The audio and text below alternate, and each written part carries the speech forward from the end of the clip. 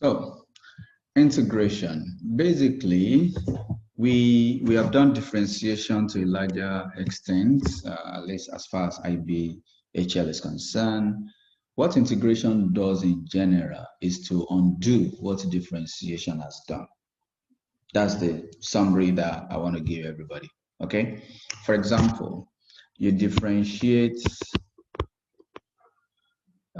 If I differentiate x squared, what do I get? Talk to me, please. 2x. 2x. So what integration we do is to integrate 2x with respect to x, just like you differentiate with respect to x, and it will give you back that x squared. Of course, with some other stuff we're going to talk about. So that is why we call differentiation we call integration anti-differentiation. That is, it does the exact opposite. Understand? So that's the first picture I want to give everybody. The integration does exact opposite of what differentiation will do. So let's write this first. Integration is anti-differentiation. Integration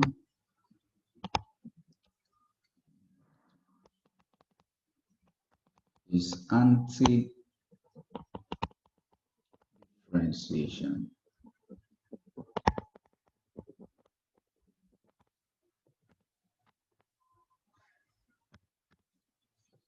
Is the original function, any original function can be obtained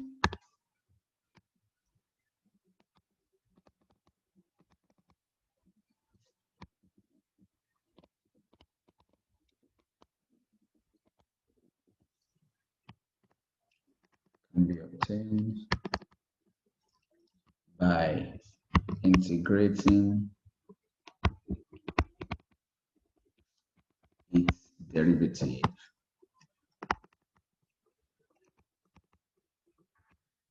Okay. So basically, if f of x is a function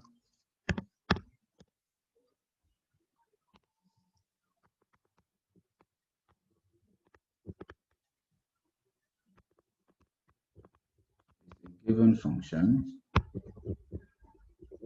of course a real value function, we know that d dx of f of x is f prime x, like this.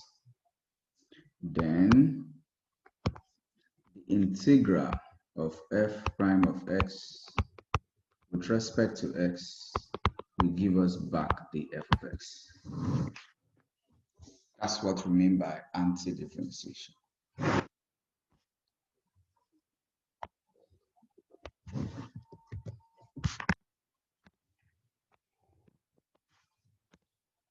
The records, the notation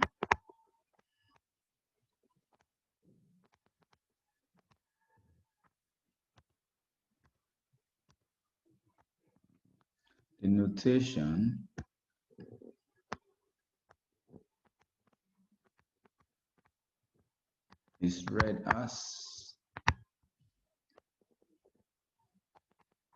integral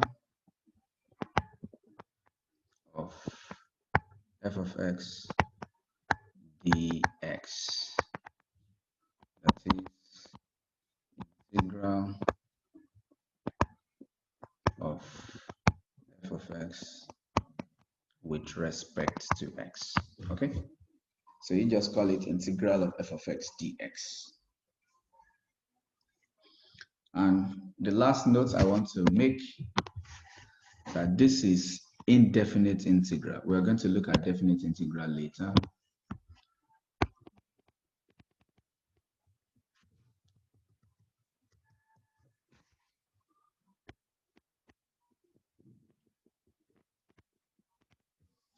Integral above is called indefinite integral. We don't need to write the symbol again.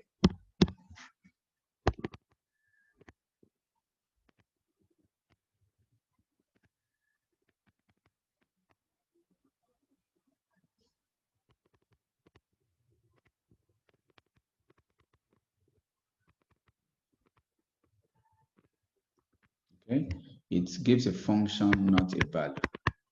Definite integral gives a value. We'll talk about that later.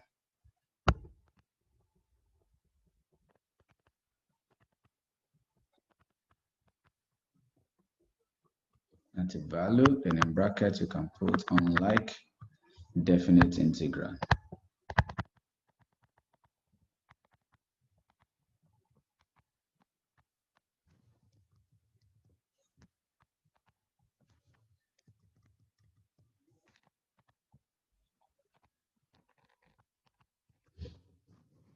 Okay, so this is the introduction I want to tell us about.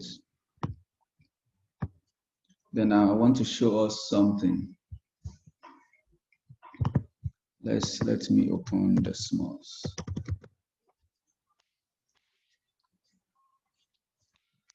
Ready?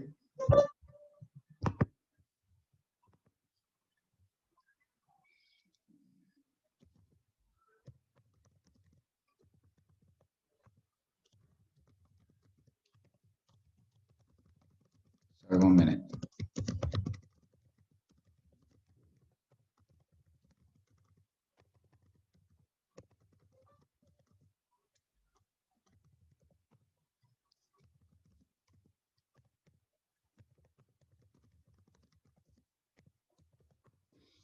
Okay, so let me quickly share my screen with you guys.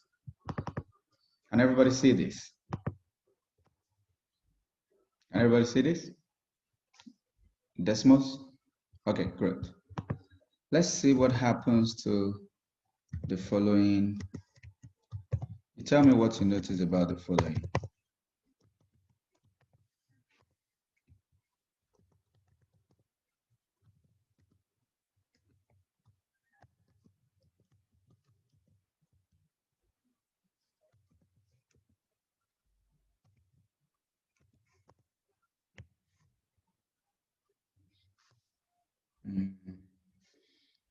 What do you notice about these curves?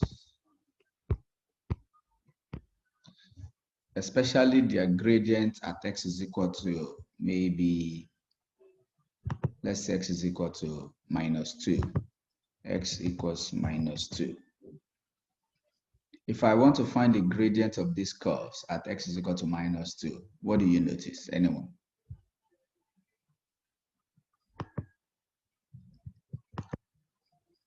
What will be the observation?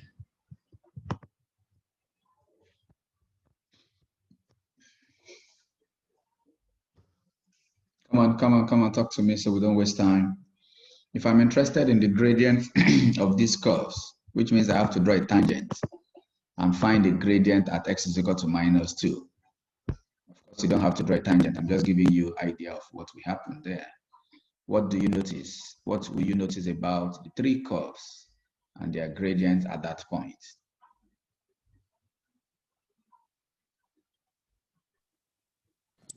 The gradients are the same. So yes, that's I had Venus contribution. Anyone else say something?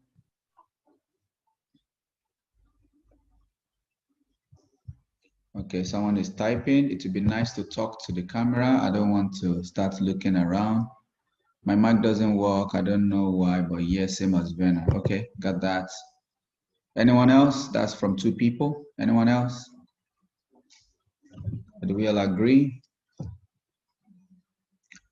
So even by looking at the equation, when you differentiate, you get 2x for each of them. And when you substitute your -2, you get -4. So they have the same gradient. So which means if someone says the gradient function of a function x is 2x, you actually don't know which of these it will be, which of these will be the original function. Do you understand what I mean? If someone says, oh, I differentiated a function and I got x and I got 2x, but we don't know what the original function will have been. So the integration, by integrating 2x to give you back your x squared will not be enough, isn't it? Because you don't know if it is x squared alone, if it is x squared plus 1, x squared minus 1, x squared plus 1 million, and so on and so forth. Do you understand that? That is why we always put a constant of integration, an arbitrary constant, each time we integrate. I show this because I'm about to write the major rules of integration. And when you start saying constant C, you should know why we have that constant C. Does that make sense? So let's write this way. I'll try to group them into different types of functions. So we start with the algebraic function. Then we go to trigonometric functions. Then we go to exponential function. And we don't really have log for your level. So we will only talk about the integral that leads to log, something like that. Okay, so let's write rules of integration or techniques, just like we have techniques for differentiation.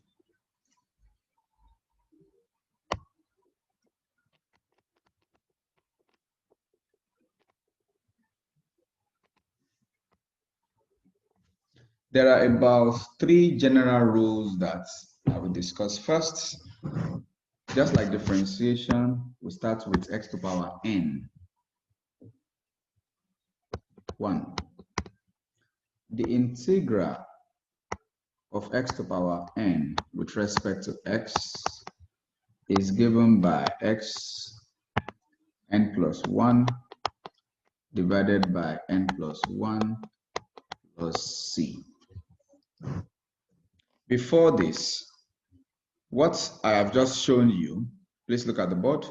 What I've just shown you implies that when you do this integral, you have to be able to have plus c here. Okay? However, I assume the plus c is already here. It's included in this. So that's why I didn't include it there. But we're going to be including it in these rules. Okay? Now, let me quickly explain this thing.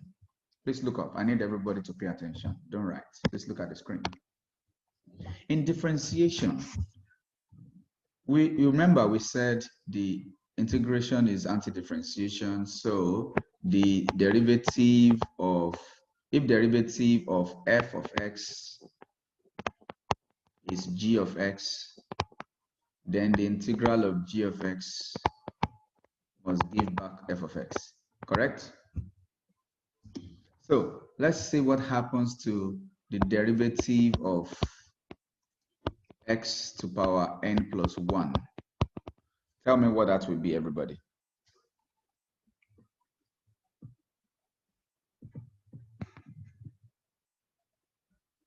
I can't hear anyone speaking. That would be x to the power of 8. Yes, please. N plus 1. N plus 1. To the power of n. X to the power of n. So which means if we integrate n plus 1 x to the power of n with respect to x, we must get back xn plus 1, right? And as we will soon see, this is a constant. It can escape the integral sign, just like differentiation. Can you see this? Right? And if I divide both sides by the constants, this is what I get. Understand? So it's just basic definition. Okay, so maybe that could actually be my second rule. My first rule should be the constant stuff. Let's write that. I hope you have not written that. Sorry. So the first rule, I will write the integral of k f of x dx is k integral of f of x, where k is a constant. Let that be our rule number 1.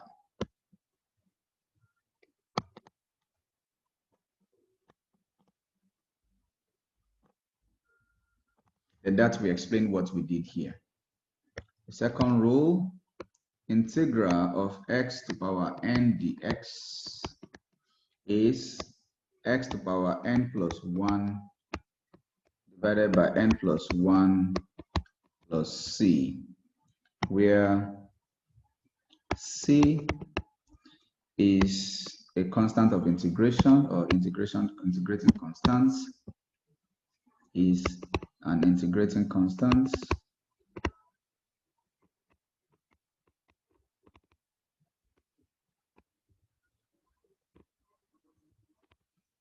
We can say an arbitrary constant.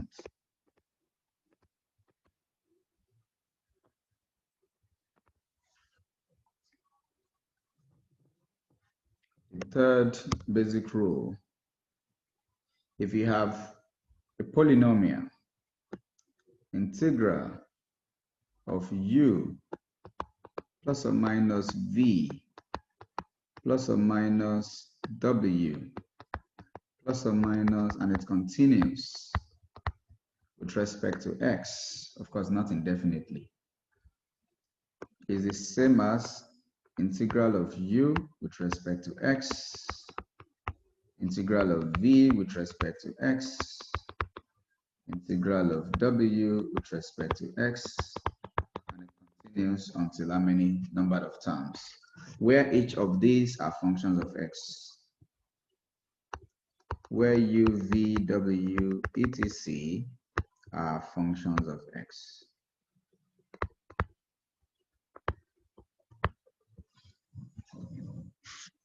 Does this make sense?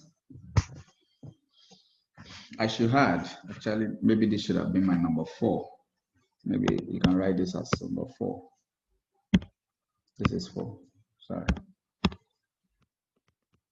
My 3 should have been this, sorry. Integral of a constant itself is kx plus c. That should be my 3. So look, this makes sense. If you differentiate kx plus c, everybody, you get k back, isn't it? And this I have shown you here. So basically, integration of x to the power n, unlike differentiation where you move it backward and subtract 1, in integration you add 1 and you divide by the new power. That's the idea here. Understand? So we'll take some examples now to begin this, to understand these beginners, the elementary rules of integration. Then other rules are, going to be on this. Then we don't have anything like product rule, quotient rule. We will learn what we have in integration. Integration is shorter than differentiation, like I said. Can I move on, please?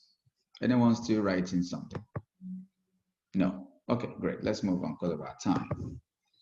Let's see some applications of these rules.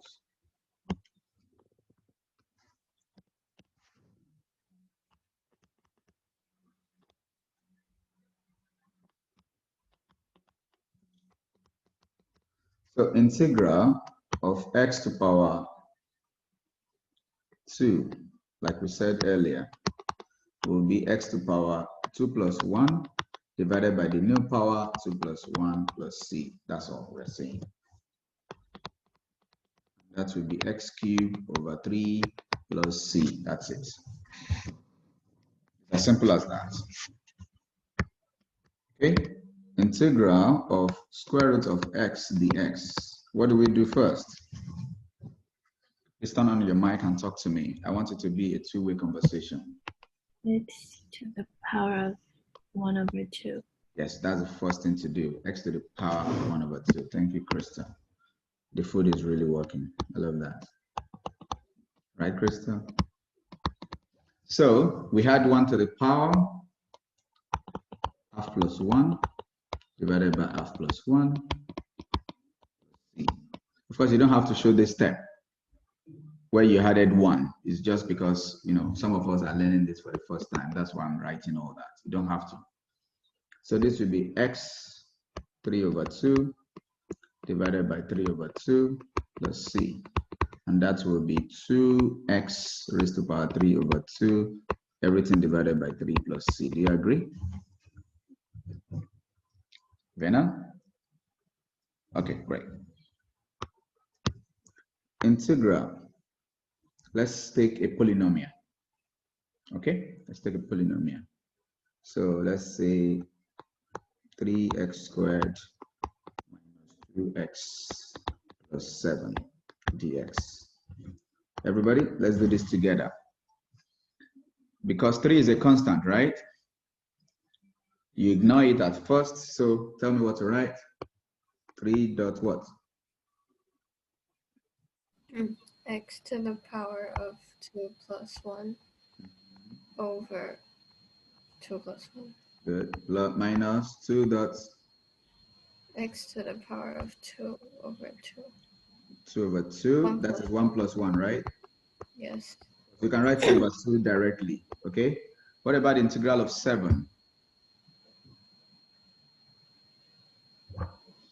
7 is 7x raised to power what? 1. 0. 0. So that will just be 7x. That is the meaning of this rule. Okay? Because 7 is 7x raised to power 0. So the integral will be 7x raised to power 0 plus 1 divided by 0 plus 1. So basically 7x like that. So when you're having a constant, just add x to it. Because if you differentiate the dx of 7x, what is your result? 7. 7. Good. So this will be plus c. So we can write the final answer. This will be 3. Agreed? The denominator. So it's going to cancel that. So you have what? X cubed minus x squared plus 7x plus c. Try to differentiate this and see, is it the same as that? Is it the same? Okay, so that's it. I'm going to write some stuff here. I want you to make attempts. Sorry, one information I need to add here.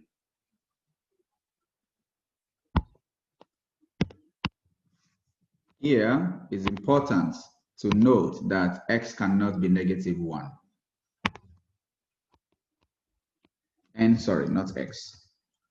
N can never be negative 1. You know what happens when n is negative 1, right? It's going to be undefined. So does that mean when you have x raised to power minus 1, it cannot be integrated? Yes, it can be. We will discuss that later. Okay? But this rule does not work when x is when you have n power negative, n the power is negative 1. Okay, so I'm going to write some stuff here. I need you to attempt them quickly.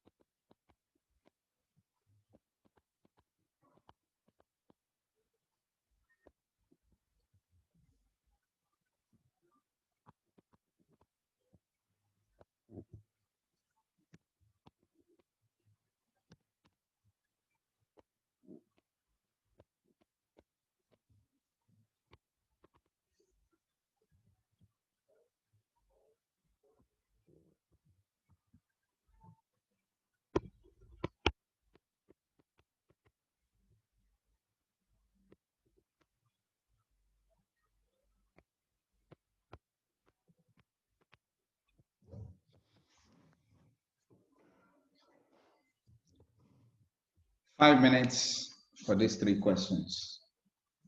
Okay, so I'll pause the recording for 5 minutes. Send to the WeChat.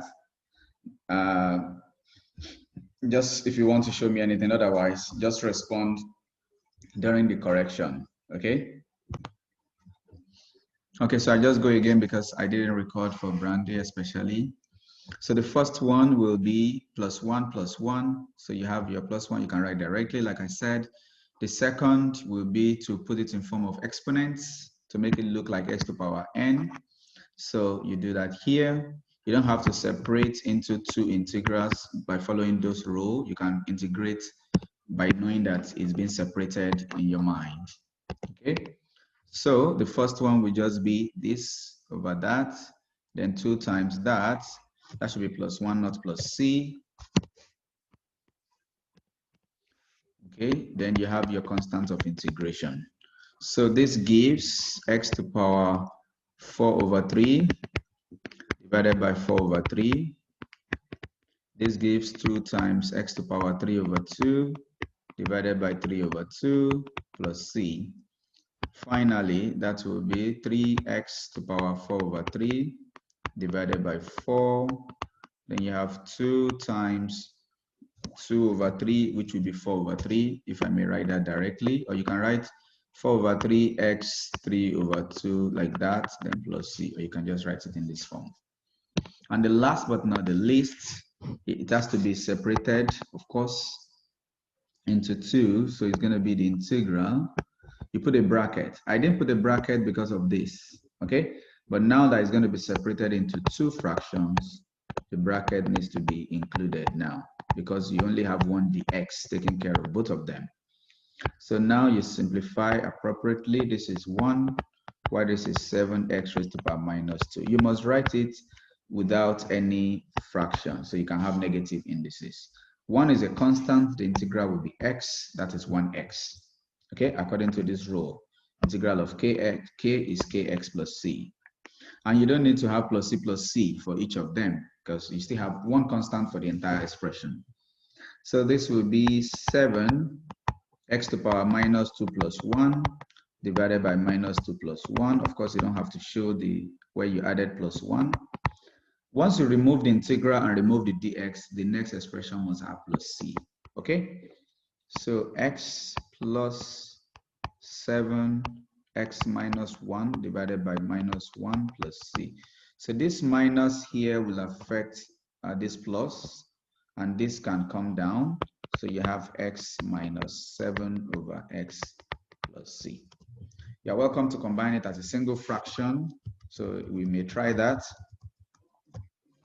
So this will be x minus 7 over x plus c, or I could write it as x squared minus 7, everything divided by x, then plus c. Don't write cx. It's okay? Any questions? Nope. Okay. All right, let's move on. I'm saving all this. I will send them all to you.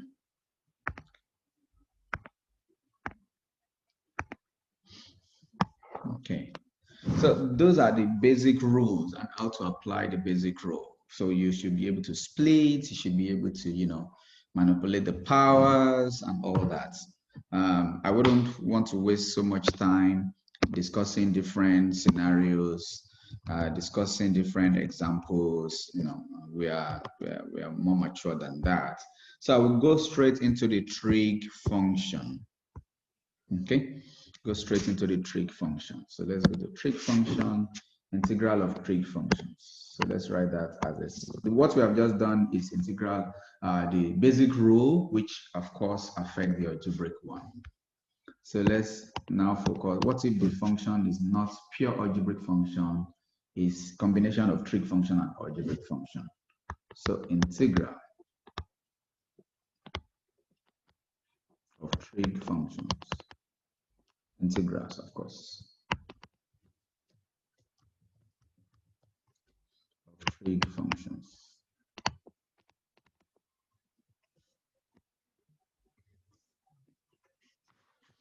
So I want you to remember this from your derivative idea. So please listen. Since, okay, d dx of sine x is what? Talk to me, please. Cos x. Cos x. And d dx of cos x is? Negative sine x. Sine x. Then it implies from here that when we integrate cos x with respect to x, we will get sine x plus c, of course. And if we integrate negative sine x with respect to x, we will get cos x plus c. That is why we have this. Integral of sine x is negative cos x plus c, because this minus will come out, right? Then you can divide both sides by negative. And minus c is a constant, plus c is a constant, we just call it c. We don't care if c is positive or negative. Understand? Then the integral of cos x dx is going to be sine x plus c. So see it as opposite of differentiation. In differentiation, the one with the minus that produces minus does not produce minus here. For example, in differentiation, sine does not produce minus. The derivative of sine is cos. Okay, so integral of cos does not give minus as well. But the derivative of cos is minus sine. So the integral of sine also will be minus cos. Do you understand? Okay, you can always use that to remember. Of course, it's in your formula booklet, but life doesn't end after IB. Now, what happens when you have a mixture? You don't have like ordinary x. So please, I want you to pay attention to what I'm going to write next. Maybe I write this not so big so we can have space. So as a result of this, we can say that the integral of sine x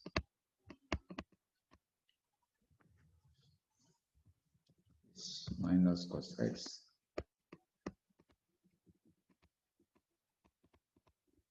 and integral of cos x dx is missing. I'm looking at the 12:30 time.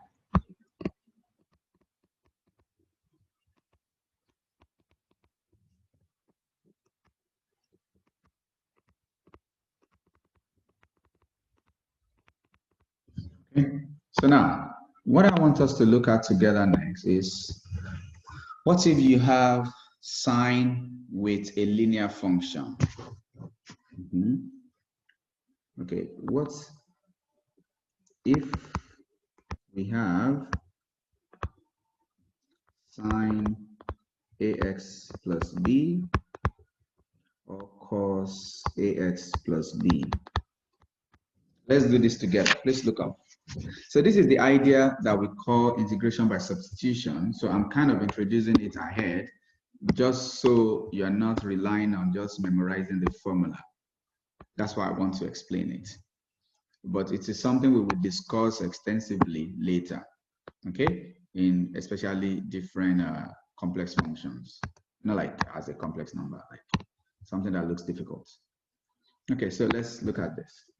Let's look at integral. Please, I want every high on the screen. Integral of sine ax plus b dx. This is simply when you have sine ax plus b, a linear. If you have sine x squared, no, it doesn't work. There's a way we do this later. We will talk about it also under integration by substitution. Okay, so what we do here is to apply some form of substitution. Let u be ax plus b. Okay, if u is ax plus b, you agree with me that du dx can be found to be what? A. Okay, I can't really see everybody, so it'd be nice if you can put on your mic and follow through with this, please. Now, if this happens, I can cross multiply and have a dx is equal to du, which means my dx is equal to du over a. I'm going to use this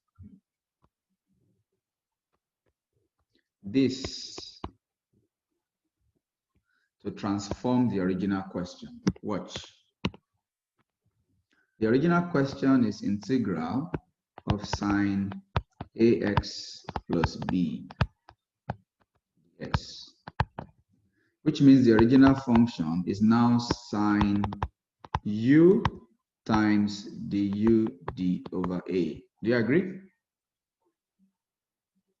Yes. Okay. The reason is, it's not possible for you to say integral of sine u dx. It doesn't make sense. You cannot be integrating sine of u with respect to x. So that is why when you transform this into a new variable, it must be with respect to that variable. That is the reason we always do this. Okay? And clearly A is a constant. So A comes out of the integral sine according to that first rule. So you are left with sine u du. You will only have a constant coming out if you have a linear function. That is why this rule is for when you have sine of linear function. Understand? And clearly that will be integral of sine is negative cos divided by a plus c, which is negative cos ax plus b divided by a plus c. Now let's do the other one and then summarize, so that when you see this question, you don't have to go through this again. Let's do the other one. So the other one is integral looks horrible, I know. Integral of cos ax plus b dx. Let's do it together. What do I do first? Together.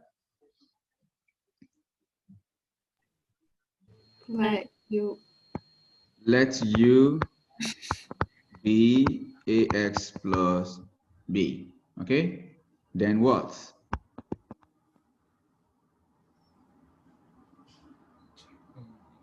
du dx equals a. Du dx equals, that's not dx. Du dx equals a, and that implies that a dx equals du, which implies that dx is equal to du. We are making dx the subject because we want to substitute here. Understand? Okay, so it means the original problem has now been changed into a new problem. So cos ax plus b dx, which is the original problem, is now cos u du over a, which is 1 over a integral of cos u du. Integral of cos is sine. So you have 1 over a sine u plus c, which can be written as sine ax plus b divided by a and plus c. Can somebody tell me, when you have a function like this in differentiation compared to when you have a function like this in integration, what do you notice?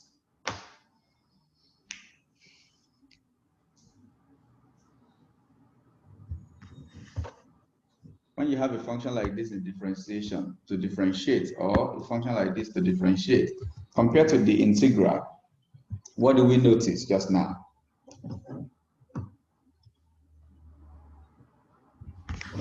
Come on, guys. For differentiation, you multiply by the derivative of the bracket, but for integration, you divide by it. That's it. Thank you, Karen. That's it. In differentiation, we always multiply by the derivative of that bracket. Unlike integration, you divide by the derivative of that bracket. It's as simple as that. Okay? So if you know that, and you are given sine A, as long as it's a linear, okay, you can go straight and just divide by. So you don't just change it to cos or change it to minus cos or whatever it is. You also divide by the derivative of the bracket. Does everybody understand that? Okay. All right. Let's take some example. Of course, this will be saved and sent to you. So let's see. Trig. Okay. Someone asking a question, or was it before? I saw Wade's feedback. What is that, Mr. Chen? That was from before. Okay, I can't read these comments, please, because it's going to just slow me down. So sorry. Just try to speak to the mic. Okay. Okay. So let's take some examples quickly. Talk about time. We will do more of this again on Monday. Examples.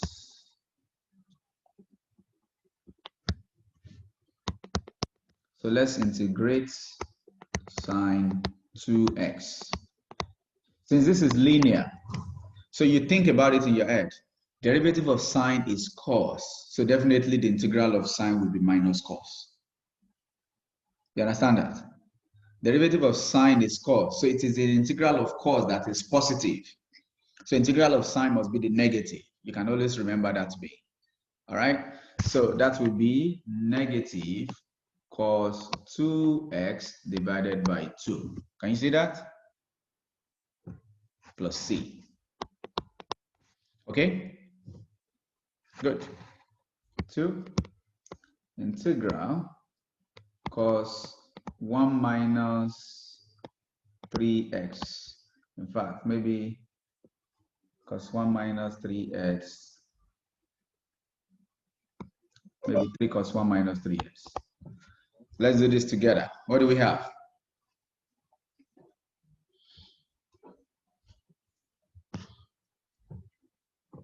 I'm waiting. 3 times negative sine. Times negative sine. Are you sure? Derivative of sine is cos, so integral of cos is plus sine. Oh. Okay? Integral of plus is plus sine, so it's not negative. So it's sine, yes? Bracket 1 minus 3x over negative 3. Plus c, mister. C. So this cancels, then you have minus sine 1 minus 3x plus c. Try to differentiate this and see if you get that back. Okay? So that's how to apply that. That's how to apply that. Any questions? I'll be sending you some work later when I get a chance. Maybe if someone wants to practice. Okay. Right now, I'll just focus on my ceremony stuff. So let's take, in the next 7 minutes, let's take 2 more rules. I'll write you like a summary later, which of course is in the formula booklet. Let's take 2 more rules. Maybe I'll take these 2 together because of our time.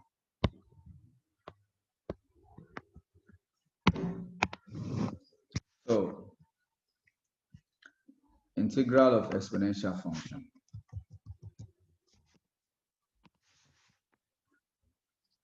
Or we could do the exponential in class. Let's take integral of 1 over x.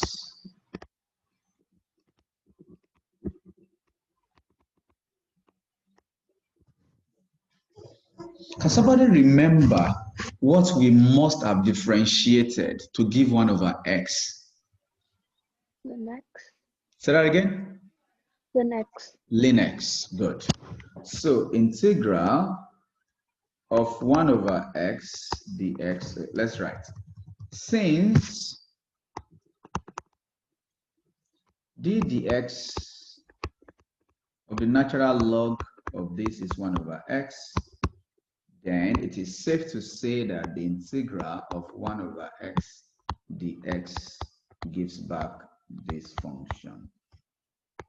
That is why we excluded minus 1 earlier. Now this is how you integrate that. But does it mean that the question will just be ln x, 1 over x all the time? Of course, you can come across it in a simple question like this. For example, 1. Maybe integrate x squared plus x plus 3, everything divided by x dx. Together, this will be the integral of, right? Please look at the board. Please look at the board. That will be x squared over x, right? X over x, 3 over x dx, isn't it? That becomes the integral of x plus 1 plus 3 over x. In this case, you wouldn't be able to say 3 raised to the power that, 3x to the power minus 1. Because by the time you integrate, you have minus 1 plus 1 divided by minus 1 plus 1, which is not existing. So the rule does not apply.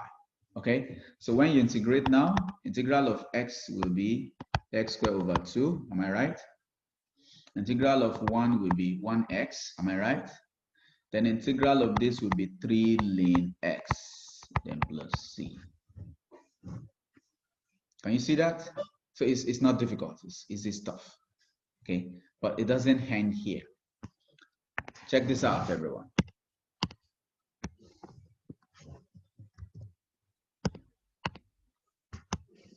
After this example, we'll call it a day. Okay, let's look at this.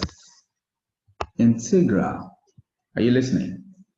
Of x over x squared. Will it work like that? Yes, it should.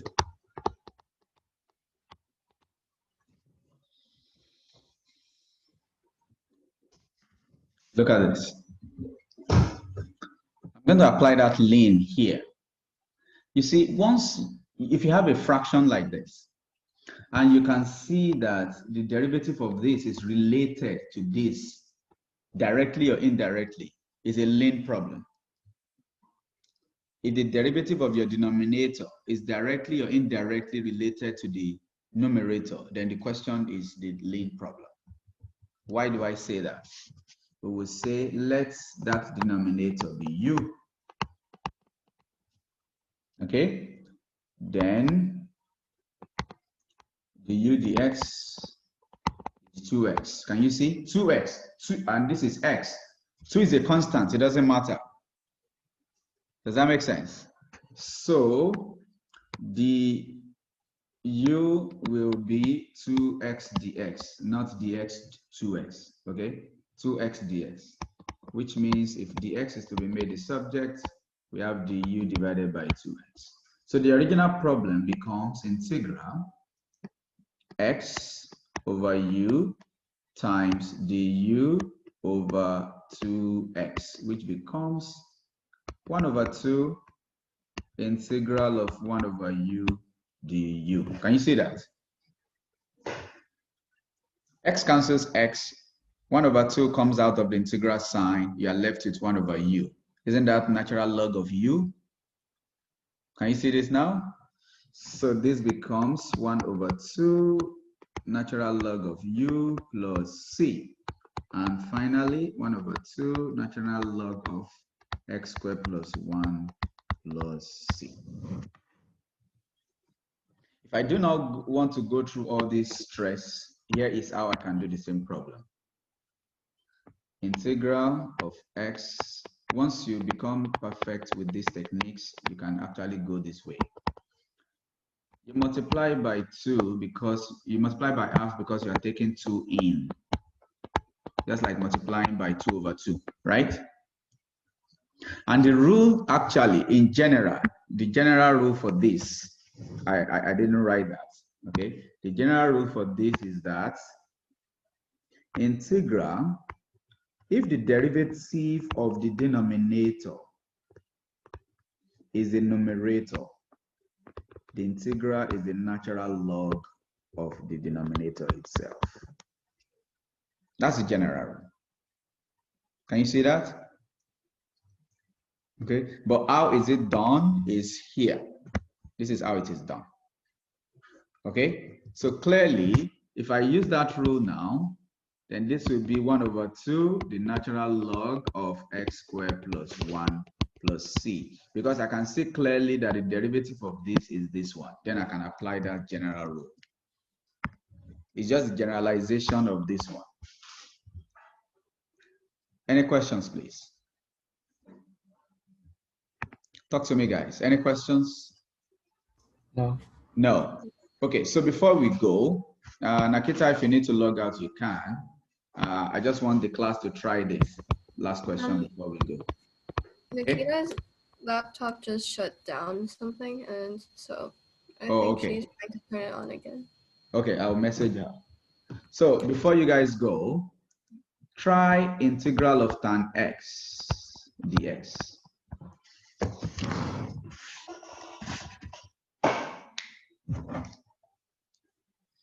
Because we only mentioned the derivative of sine, cos within what? Okay, she just messaged me too.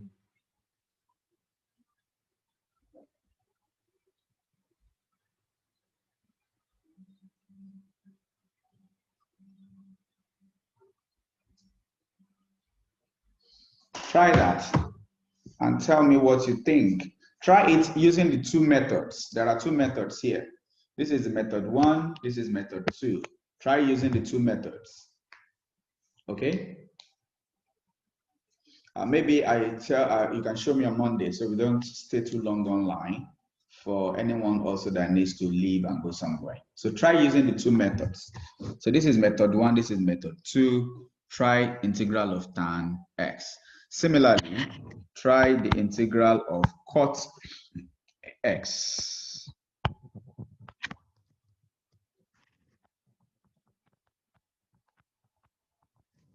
Okay, so show me on Monday.